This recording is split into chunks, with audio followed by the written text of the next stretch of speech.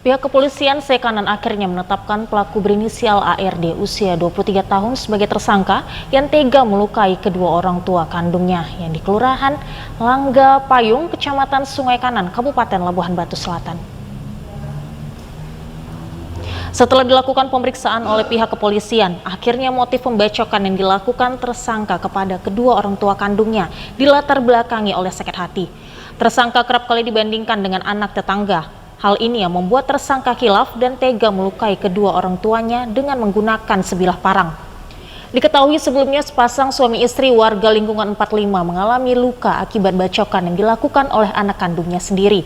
Kejadian tersebut berawal saat kedua korban beserta anaknya yang merupakan adik pelaku sedang beristirahat di dalam rumah. Tiba-tiba pelaku pulang dalam keadaan mabuk dan langsung menyerang dengan sebilah parang dan mengenai kepala ibu kandungnya. Melihat keberingasan pelaku, ayahnya berusaha untuk melerai. Namun pelaku juga melayangkan parang kepada ayah kandungnya sehingga mengenai bagian kepala, juga yang mengakibatkan luka yang cukup parah. Mendengar suara keributan, warga berdatangan ke rumah korban dan menghubungi pihak Polsek Sungai Kanan. Usai kejadian tersebut, tersangka ASD mengungkapkan penyesalannya dan mengatakan ia melukai kedua orang tuanya karena sakit hati, sering dibanding-bandingkan dengan anak tetangga sehingga khilaf. Tanas Pandali Munti dan Ibu Roti Barambe. Apa alatnya kau gunakan untuk membacok? Parang, Pak. Tidak tahu, Pak. Kenapa kau bacok? Karena sakit hati, Pak, sama omongan. Sering dibanding-bandingkan. Hilap lah gitu. Hilap, iya. Iya bang, kesel bang.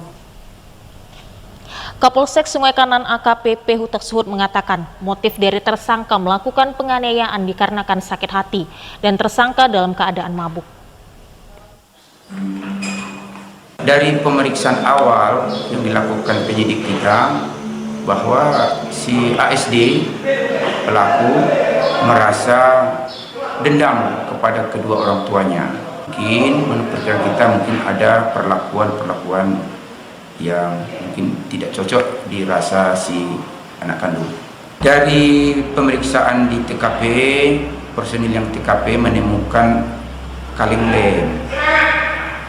Jadi kita duga dia lagi mabuk ngelem. Dan atas perbuatannya, ASD kini ditetapkan sebagai tersangka dan akan dijerat dengan pasal 351 ayat 4 KUHP dengan ancaman hukuman di atas 5 tahun.